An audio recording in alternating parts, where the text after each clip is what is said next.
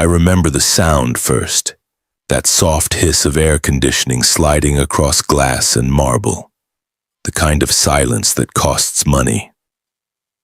I stepped through the revolving doors of the Meridian condominium showroom, the smell of polished stone and expensive coffee swirling around me. I shouldn't have felt nervous. I wasn't there to beg or borrow. But I still smoothed the sleeve of my old corduroy jacket before I walked in.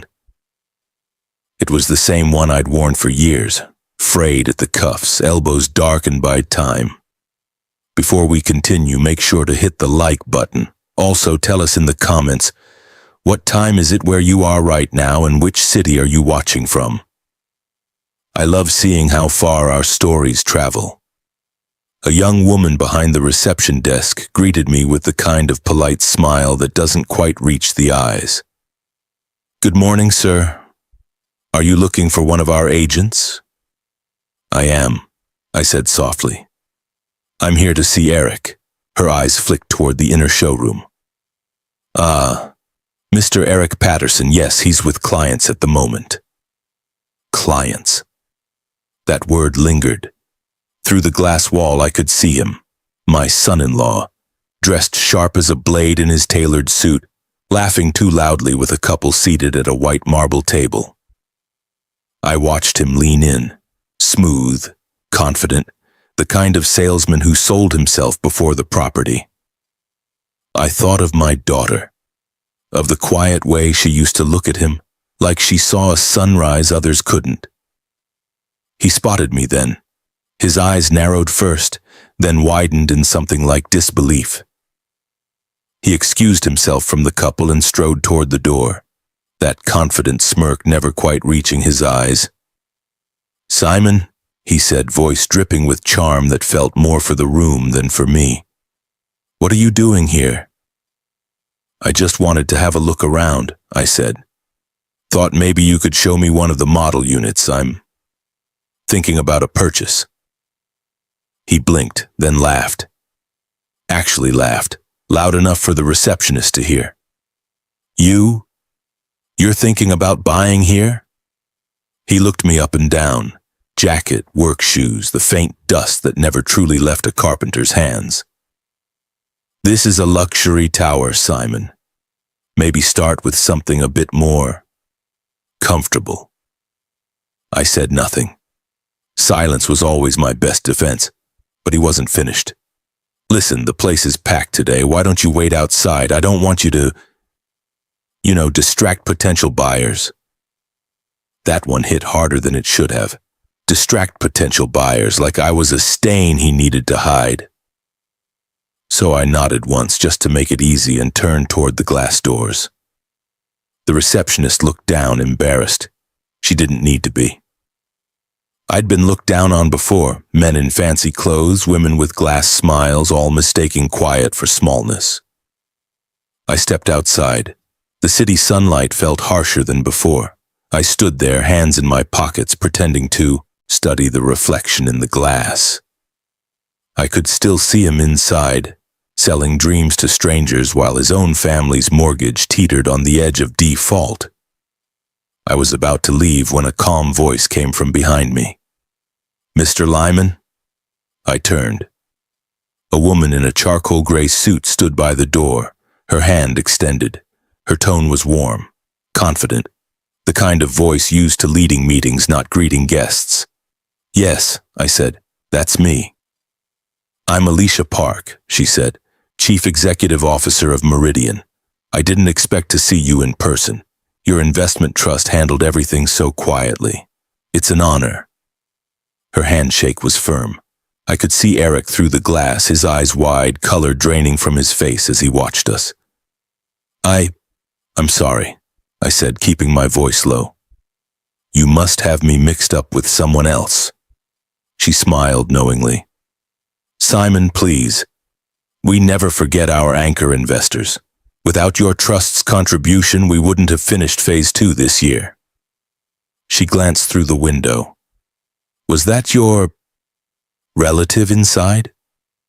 "Yes," I said after a pause. "My son-in-law." "Ah," she said gently. Well, he's certainly enthusiastic. Would you like to come inside for a private tour? I hesitated. Part of me wanted to decline, to let the humiliation sit where it was and walk away. But another part, quieter and steadier, wanted to see the place from the inside. Yes, I said. I'd like that. She guided me past the reception desk where the young woman's eyes widened slightly. We moved through the showroom, all sleek glass tables and glowing screens, until we reached the private suite. Eric stood frozen by the model display. His voice faltered when Alicia addressed him. "Eric," she said pleasantly, "you didn't tell me your father-in-law was one of our principal investors." His mouth opened, but no words came.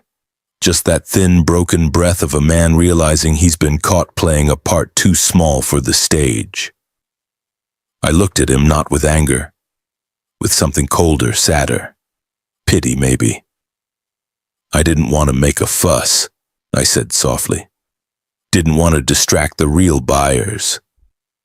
Alicia frowned slightly, not understanding the echo, but Eric did. His eyes darted to the floor.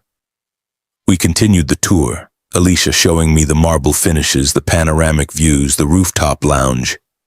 I nodded politely, but truthfully I saw none of it. I was thinking of my daughter, of the long, quiet evenings I'd spent helping them with bills they never thanked me for. When the tour ended, Alicia said, "We'll finalize the closing next week.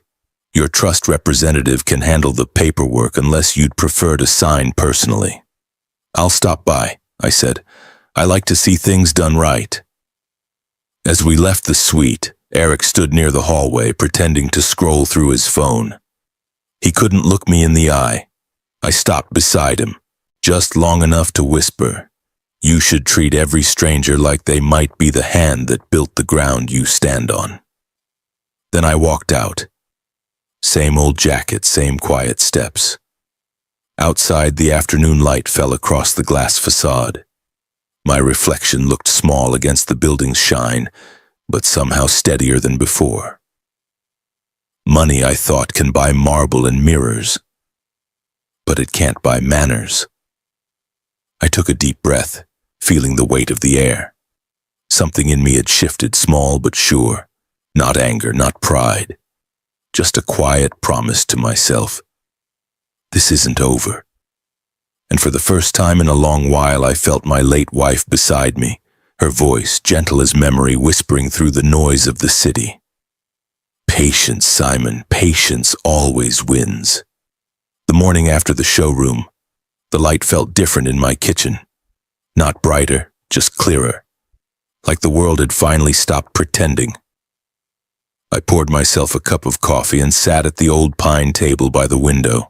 The wood had been sanded so many times over the years that it shone without polish. My hands rested on the surface, palms open, the way I used to when my wife was still alive, waiting for her to tell me the day's news, waiting for her voice to fill the quiet. The corduroy jacket I'd worn yesterday hung over the chair. I stared at it for a long time. The threads along the cuffs had started to unravel, one thin line curling upward like a question mark. I smiled to myself. "You've seen better rooms than that one," I murmured. My voice sounded rough, unused.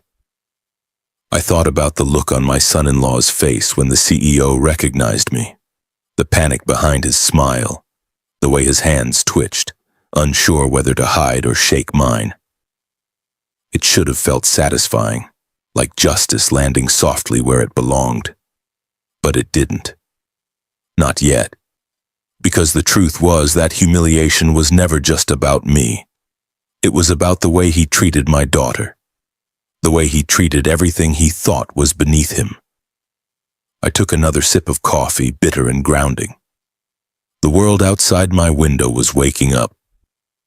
Joggers moving down the street, delivery vans rumbling past, the smell of bread drifting from the bakery across the road. Life, steady and indifferent. I liked it that way. On the counter sat a small stack of letters, bills mostly. I flipped through them, stopping at one with my daughter's address on it. She'd asked me to check her mail while she and the kids visited her sister for the weekend. I wasn't looking to pry, but curiosity has its own quiet gravity. The envelope was from the utility company, Okonokska. Final notice. I turned it over, frowned, and set it aside.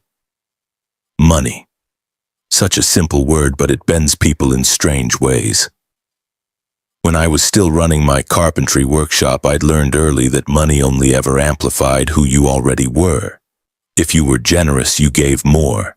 If you were cruel, you bought sharper tools for cruelty. And if you were empty, you just spent louder. After the crash of '09, I sold my business. Small chain, 3 workshops, 37 employees. The deal wasn't big by city standards, but it was enough. Enough to live without fear, to help the kids, to start a quiet investment trust that would grow while I grew older. I told no one but my wife. She called it the rainy day tree. And she was right. Rain always comes. I still remember the first time my son-in-law came to dinner. He wore a smile that could cut glass and shoes that probably cost more than my first truck. My daughter was radiant that night. So proud, so sure. After dessert, he leaned back and said, "You've done well for yourself, Mr. Lyman. Retired early, huh? I plan to do the same, once I get my commission flow steady." I'd nodded politely. But his eyes weren't on me. They were measuring the room, the furniture, the clock, the tiny details of what he thought was status. I'd seen men like him before. I just never thought he'd be the one my daughter chose to love. A soft knock pulled me out of memory. The mailman stood at the door with a package. "Morning, Mr. Lyman. Another one from the Meridian offices. Seems important." I signed, thanked him, and brought it inside. Inside the envelope was a short note from Alicia Park, the CEO. "Mr. Lyman, thank you again for visiting. I was unaware of yesterday's misunderstanding and want to personally apologize. Please find enclosed the preliminary documents for your review. We appreciate your continued trust in Meridian. Alicia." Below the letter was a folder. Crisp, neat, professional. I stared at it for a while before placing it in the drawer beside my tools. Trust. Strange how that word sounds so gentle but costs the most to repair. I took out my old red ledger, the one I used to balance the shop's books. On the first blank page, I wrote a date and a single line beneath it. "What money can't buy, respect, patience, and the truth." That's all I wrote. Then I closed the book and let the silence settle again. Around noon, my daughter called. Her voice was warm but thin, like she was trying not to let the edges show. "Dad, how are you?" "I'm good," I said. "Coffee strong, back stiff, same as ever. You?" She hesitated. "We're fine. Eric's just busy. You know how sales are." I kept my tone light. "He's good at it." She laughed softly, a practiced sound. "Yeah, he is." I didn't push. Some truths have to be walked toward, not forced open. After we hung up, I sat there for a long while thinking. Not about revenge, about roots. Because sometimes when a tree rots, you can't just trim the branches. You have to dig deeper and find what's spoiling the soil. That evening, I drove down to the marina, the one my wife used to love. The air smelled of salt and diesel, the docks creaking like old bones. I watched. The sun dip behind the cranes, light turning everything gold for one fragile minute before it slipped away. I whispered, "You'd have told me to walk away, wouldn't you?" The waves answered with small, patient slaps against the pier. But I knew better. My wife believed in mercy, and in facing things cleanly. She used to say, "If you walk away too soon, the wrong lesson sticks." I drove home in silence, hands tight on the wheel. When I got back, the house felt heavier. The way it does when you realize you're about to stir the still water of your own peace. Before bed, I took out my notebook again and wrote a second line beneath the first. Tomorrow. Start finding out where his shine comes from and what shadows feed it. Then I turned off the light. The night hummed outside, full of city noises and unseen movements. Somewhere in that darkness, I could almost hear the echo of yesterday. My son-in-law's laughter, the quiet click of glass doors closing behind me, and the CEO's steady voice calling my name. I knew one thing for sure. I wasn't done walking through that showroom yet. The next morning started like any other. The hiss of the coffee pot, the scrape of a chair leg on old linoleum, the sound of my own breathing echoing in the stillness. But beneath it all, something had shifted. I felt it in my chest, not anger exactly, more like a slow, steady tightening, the kind that comes before you start digging for the truth. I spent the first hour flipping through my old ledgers. It was a habit I never lost, to start with what I know, not what I fear. Numbers never lie, not if you look close enough. After breakfast, I called an old friend, Marcus Hale, a name I hadn't said out loud in almost 10 years. He used to handle compliance audits for a real estate firm before retiring early to the coast.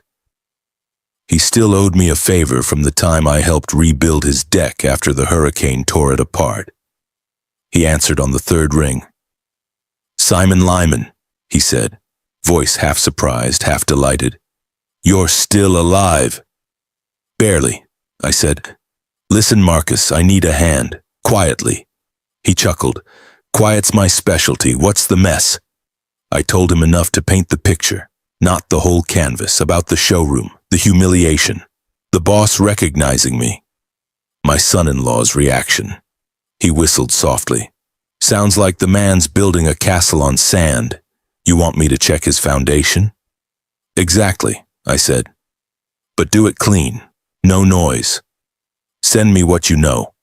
Full name, company, maybe a date of birth if you have it." I did. Then we hung up and I sat back in my chair listening to the ticking of the wall clock, the one my wife used to wind every Sunday evening. The rest of the day moved slow. I visited my daughter's house that afternoon under the excuse of bringing homemade stew for the kids. The house sat in a tidy cul-de-sac, the kind of place that tries hard to look perfect from the curb. She opened the door with a smile that trembled just a little too long. "Dad, you didn't have to drive all this way." "I was in the neighborhood," I said. "Thought I'd drop by." Inside, the air smelled faintly of lemon cleaner and reheated coffee. The kids were at school. The sink held 2 unwashed wine glasses. On the counter, I noticed a bill folded in half, its red past due stamp peeking out like a bruise. I didn't mention it. Instead, I handed her the container of stew. She sighed softly, like the weight of the world sat behind her ribs. "You always cook enough for an army." "Old habit," I said. "Your mother never learned how to make a small pot." She smiled, a small, grateful curve of her mouth. And for a moment she looked like her mother again. But then her phone buzzed on the counter. A message. I saw the name light up. Eric. Her shoulders stiffened. She turned away, reading it quickly before slipping the phone into her pocket.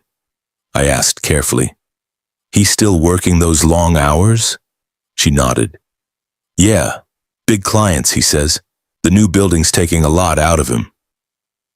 I wanted to tell her what I'd seen, that I was one of those big clients and I'd been treated like trash. But I didn't. Not yet. She needed truth, not fire. Instead, I said, "You two doing okay?" "Of course," she said too quickly. "We're fine." Fine. That word again, the one people use when they're standing on sinking ground. I left after an hour, hugging her tightly at the door. She smelled like soap and exhaustion. "Take care of yourself," I whispered. "You look tired," she smiled weakly. "So do you." The drive home felt longer than usual. The sky hung low and gray like a ceiling waiting to crack. By evening, Marcus called back. "I've got a little something," he said. "You sitting down?" "Always," I said. "Your boy's been moving money around. Small stuff mostly, no consulting fees, vendor reimbursements, commission adjustments. He's got a side LLC registered to a P.O. box downtown. Funny thing, and it shares the same initials as the company that handles Meridian's staging contracts." I rubbed a hand over my face. "He's skimming. Not in huge amounts yet, but it's there. A few thousand here, a few there, death by decimals. I can dig deeper if you want." "Dig," I said, "but no trails leading back to me." He chuckled. "You always were the careful type." When I hung up, the room felt colder. I stood by the window watching the streetlights flicker on one by one. The city looked peaceful from this distance, but peace is just what the surface shows you when rot's hiding underneath. I thought about my wife, about her hands smoothing the wrinkles in my shirt before church, her voice telling me, "You can't force honesty out of a liar, but you can stop giving him shadows to hide in." That night, I opened my red ledger again. On the next page, I wrote, "The crack always starts invisible." Then I drew a thin line through the middle of the page like a fracture in glass. The following week, Marcus sent a thicker file. He'd tracked payment trails, deposits going from Meridian's client escrow into a consulting company under Eric's control. Even worse, he'd found a second account tied to my daughter's name, co-signed by her husband. Funds withdrawn regularly, all marked reimbursements. It wasn't just greed, it was betrayal with paperwork. I sat there for hours, staring at those pages. My chest felt heavy, not from rage, but from the slow ache of realization. People like Eric think they're building empires, but they're just stacking lies until the weight crushes them. I didn't sleep that night. I sat in the living room with the lamp dimmed low, the ledger open beside me, the documents spread like a crime scene. Somewhere past midnight, I whispered into the quiet, "You did this to yourself, boy." Outside, the wind rose, pressing against the windows like a slow, relentless tide. I closed the ledger and set it beside my chair. Tomorrow, I'd go back to that showroom, not for a confrontation, but for confirmation. To see what kind of man he pretended to be when the walls still stood. Because cracks don't stay hidden forever. They spread, they whisper, they wait for light, and when the light finally hits, everything shatters. Morning light crept through the blinds like thin gold wires. I'd been awake long before it arrived. The ledger still sat open on the table, pages marked with lines and numbers that no longer felt like ink. They felt like scars. I brewed coffee, poured it black, and stood there watching the steam rise. The house was silent except for the low hum of the refrigerator and the heartbeat in my ears. The plan had been forming all night, slow and deliberate, like sanding down a rough edge. Not revenge, clarity. A man can't fix what he refuses to face. I picked up the phone and dialed Alicia Park. She answered on the second ring, crisp and composed even at 7 a.m. "Mr. Lyman, good morning. I was hoping to hear from you." "I need a private meeting," I said. "No paperwork yet, just a conversation." "Of course. Noon? Noon will do." When I arrived at the Meridian building, the lobby smelled of new paint and confidence. Everything gleamed too bright, like a smile hiding a secret. Alicia met me in a quiet conference room overlooking the city. "You look tired," she said gently. "I've been doing my homework." I slid a thin envelope across the table. "You should take a look at this before the next audit." She opened it, eyes scanning the printed transfers Marcus had uncovered. Her expression barely changed, but I saw the breath catch in her throat. "Is this verified?" "Yes," I said. And it's not just company money. My daughter's name appears on accounts she doesn't understand. Alicia leaned back, fingers steepled. We'll handle it discreetly. That's all I ask. Quiet first, loud later, if necessary. She nodded. You know, most people in your position would have stormed in demanding blood. I've built furniture my whole life, I said. You don't swing a hammer until you've measured twice. Her lips curved, almost a smile. Understood. We finished in 20 minutes. When I left her office, the corridor opened into the main sales floor. There he was, Eric, standing by the model display, laughing with a new client polished as ever. He didn't see me at first. I stood behind one of the glass columns watching. His gestures were big, his charm rehearsed, every word a sales pitch he probably believed. I wondered if he even remembered yesterday's embarrassment, or if he'd filed it away with all the other moments that didn't serve him. When he finally noticed me, the color drained from his face for just a heartbeat. Then the smile snapped back on. Simon, what brings you here? Just reviewing some details, I said. My voice was calm, almost kind. He laughed too loud. You decided to buy after all? I already did. That stopped him. For a second, he looked genuinely confused. Then the grin faltered. Oh, right. Through the trust. Through the trust, I repeated. You should pay attention to who your real clients are. His jaw tightened. I didn't mean anything by, I know exactly what you meant, I said quietly. And now so do you. I left him standing there, his voice caught somewhere between apology and pride. Outside, clouds had gathered over the bay, low, heavy gray, the kind of sky that presses on your shoulders. I drove without turning on the radio, letting the sound of the tires carry my thoughts. Back home, I spread Marcus's papers across the table again. Each sheet was a fragment of a story he didn't think anyone would read. Consulting LLC. Vendor fee. Reimbursement. Small lies wearing big words. I highlighted the totals and wrote a single note beside them. Truth is expensive. Pay in silence first. That evening, my daughter stopped by unexpectedly with the kids. They burst through the door laughing, their voices a kind of mercy I didn't know I needed. She looked tired, hair pulled back, makeup worn thin. Eric's working late again, she said, setting a grocery bag on the counter. Figured we'd eat here if you don't mind. I never mind, I said. The kids played in the living room while we cooked. The smell of onions and butter filled the air. For a moment it felt almost normal. Then she said softly, Dad, are you upset with Eric? He said you seem distant. I stirred the pot, keeping my eyes on the flame. I've just been thinking. About what? About what people show and what they hide. She hesitated. He's under pressure, you know. Big projects, hard clients. He's not perfect, but he's trying. I nodded slowly. I'm sure he is.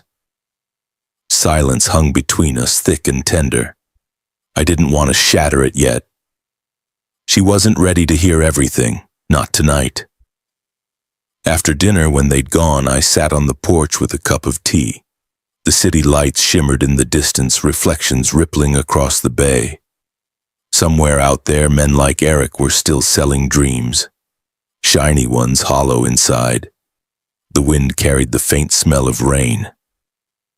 I thought of my wife again, of the nights we'd sat here making plans we never finished. She'd always said, if you chase darkness with anger, you'll miss where the light wants to land. I took a slow breath. Tomorrow, Alicia's internal auditors would start their quiet sweep. Within days, numbers would tell stories no lie could erase. I wouldn't need to raise my voice, the documents would do the talking. I closed my eyes and whispered into the dark. Measure twice. Then cut clean. The first drops of rain began to fall, tapping softly against the porch rail, steady, patient, inevitable. 3 days later, the city felt colder, not in temperature, in spirit.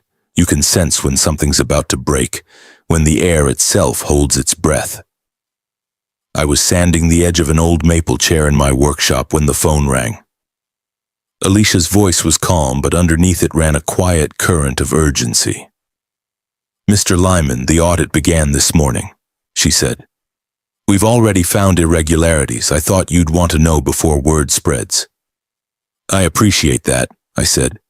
"Keep me out of the spotlight. Let the numbers speak first." "They will." A pause. "Your instincts were right." I hung up and stood there for a while, brush in hand, watching the dust settle in the sunbeam. The scent of wood filled the air, the kind of smell that reminds you of what's real, what lasts.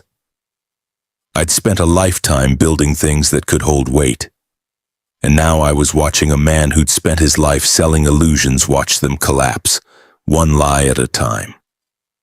By late afternoon, the message came. Eric suspended pending investigation, effective immediately. No press, no shouting, just a single email quietly circulating through the company, copied to everyone on the sales floor. That evening, I drove to the marina again. The sky had turned violet, the water was glass. My reflection floated beside the city lights, older, steadier, untouched by the noise. When I came home, the phone was already ringing. It was my daughter. Her voice shook. "Dad, they let him go." "I heard," I said softly. "They said it's temporary, but he's furious. He thinks someone's sabotaging him." "Maybe the truth's just catching up," I said. She was quiet for a long moment. "Did you have anything to do with this?" I hesitated. The truth would cut, but lies would fester. "I asked them to look closer, that's all." Her breath caught. "Dad, why?" "You don't understand. He's under pressure. He's been stealing," I said, voice low. "From his clients. From you." Silence, long enough that I could hear her heartbeat through the line. Finally, she whispered, "You're wrong." "I hope I am." The call ended there. No goodbye, just the dull click of disbelief. I sat at the table afterward, staring at the dark window. My reflection looked back, tired, lonely but resolute. Sometimes love means letting someone break before you reach out to catch them. The next morning, Marcus stopped by with a fresh stack of documents. "They're moving fast," he said, setting the folder down. Alicia's legal team already found that his side company overbilled suppliers by almost $80,000. I exhaled slowly. "She'll handle it clean?" "Clean as bleach." He poured himself coffee without asking, same as old times. "You know, Simon, I've seen a lot of men go down. Most fall loud. This one's gonna fall quiet. The worst kind of fall there is." I nodded. Quiet teaches best. 2 days later, Alicia called again. "It's official," she said. "The board terminated Eric's contract. He'll be facing restitution. We're pressing charges if the funds aren't returned within the week." I said nothing for a moment, then, "Keep my name out of it." "Of course," she said, "but Simon, for what it's worth, you did the right thing." After the call, I walked to the window. Across the street, kids were playing in puddles left by last night's rain. Their laughter cut through the heaviness like light through fog. Later that evening, my daughter showed up at my door. Her eyes were swollen from crying. She didn't wait for me to speak.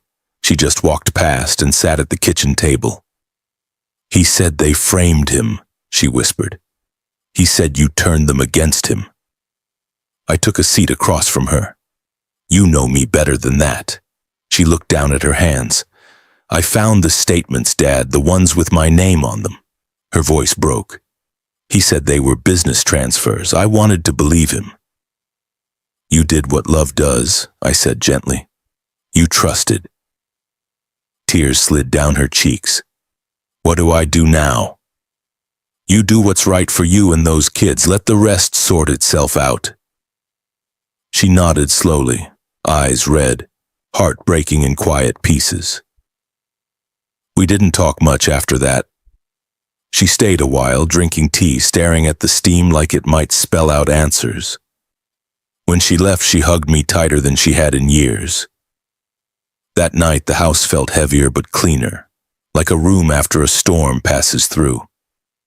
I walked out to the porch, looked up at the sky, and spoke softly to the wind. "You were right, love. Patience wins." In the distance, the Meridian Tower stood tall, lights glowing in its glass ribs. Somewhere in that building, papers were being signed, balances corrected, reputations quietly erased.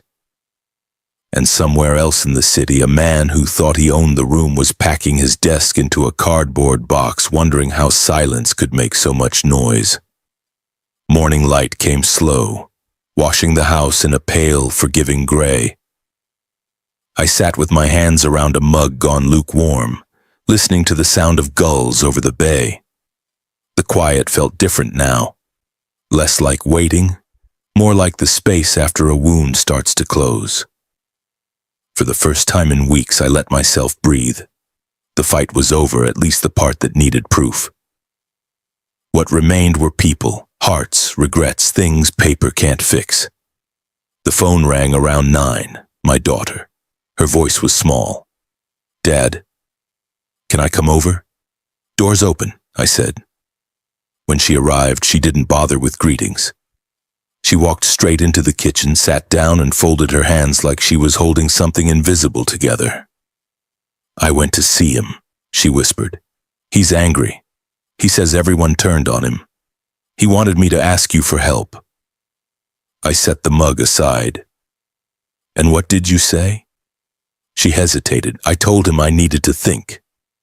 "That's a start." Tears welled up, not loud ones, just quiet tears that roll when truth finally settles. How could I not have seen it, Dad? All those late nights, the excuses, the charm. "Charm's a coat, sweetheart," I said gently. "It shines till it rains." She laughed through the tears, a sound that cracked and softened at once. We sat there for a long while, saying little. Sometimes words just bruise the air. Finally, she looked at me. "What happens now?" "Now," I said, "you decide what peace looks like.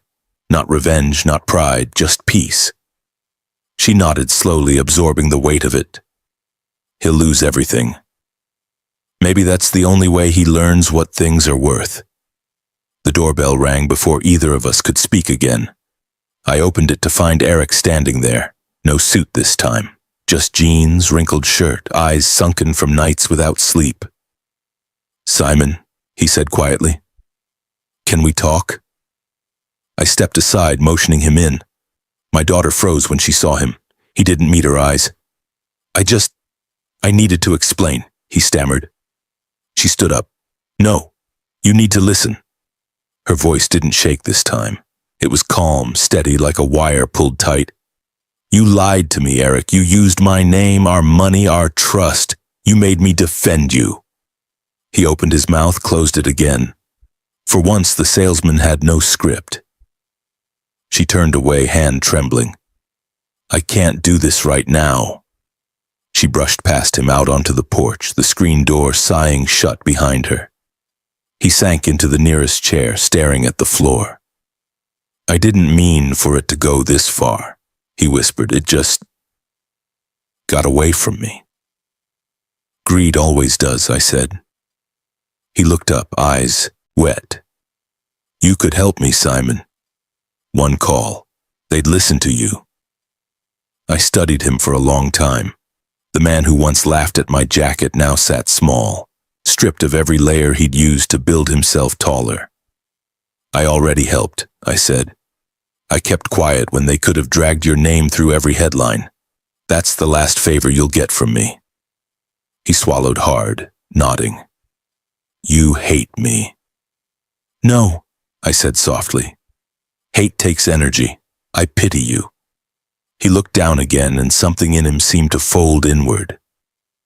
When he finally stood, he said only, "Tell her I'm sorry. She'll hear it when she's ready." He left without another word. The sound of his car faded down the hill, replaced by the hush of waves against the seawall. Outside, my daughter sat on the porch steps, knees drawn to her chest. I joined her without speaking. After a while, she leaned her head against my shoulder.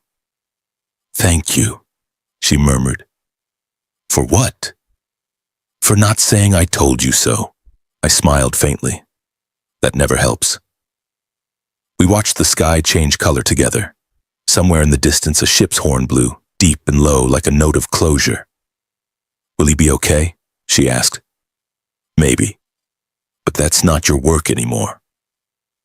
She nodded, wiped her eyes, and whispered, "I'm tired, Dad." "I know," I said. "Rest comes after the truth." When she left later that evening with the kids, the house grew quiet again.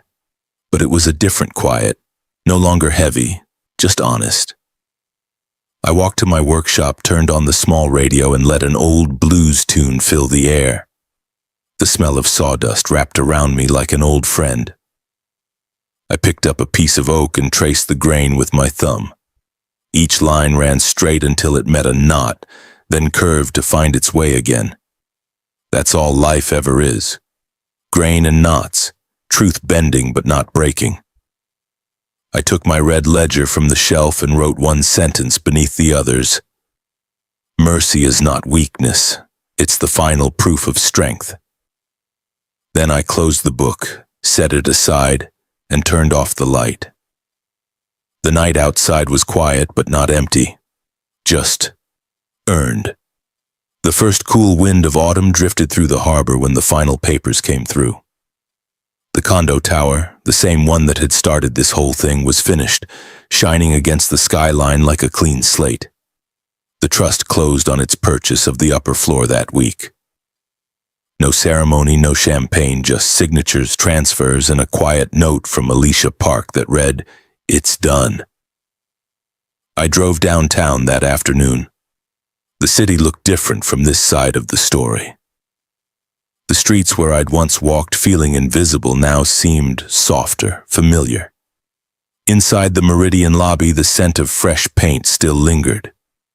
The reception staff stood straighter this time, smiling with the kind of respect that comes without guessing a person's worth from his jacket. Alicia met me near the elevator, her expression bright but restrained. "Welcome back, Mr. Lyman. The top floor's ready for inspection." We rode up in silence, the hum of the elevator soft underfoot. When the doors opened, sunlight flooded in.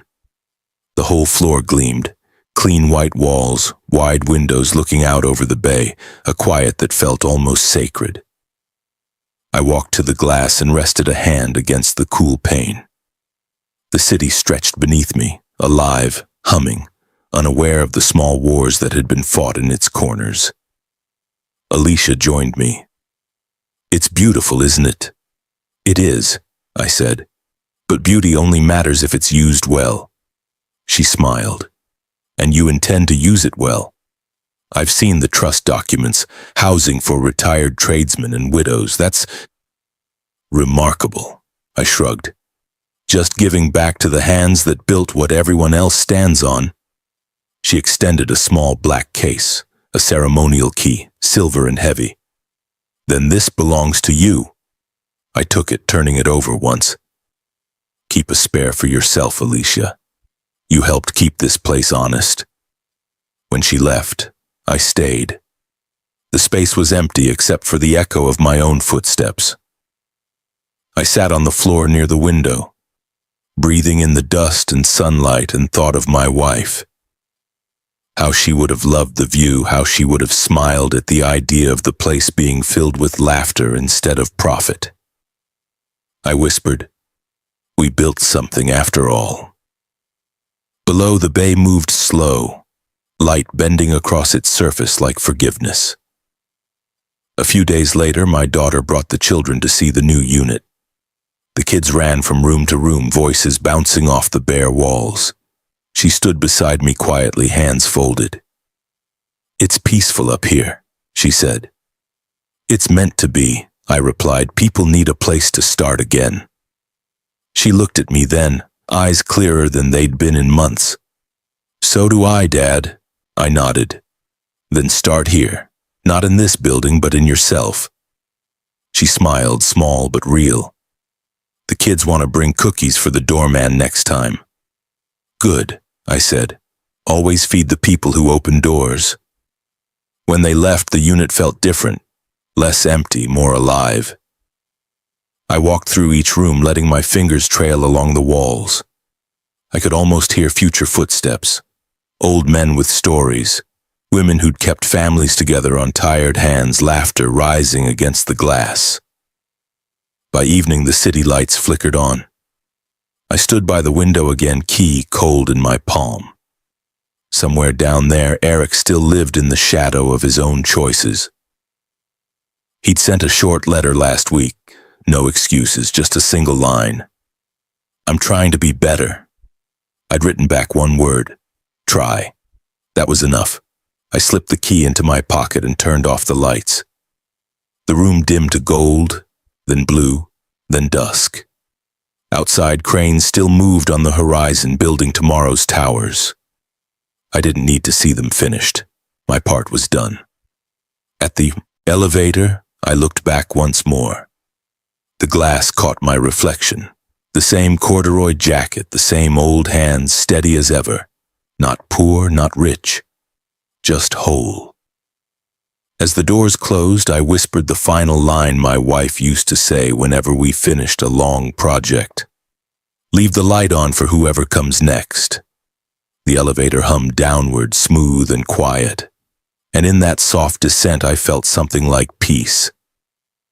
If this story touched your heart, don't forget to like this video. It truly helps these stories reach more people who need them. Tell me in the comments, what part of Simon's journey spoke to you the most? Was it the quiet revenge, the forgiveness, or the peace he finally found? I read every comment myself, and I love hearing your thoughts.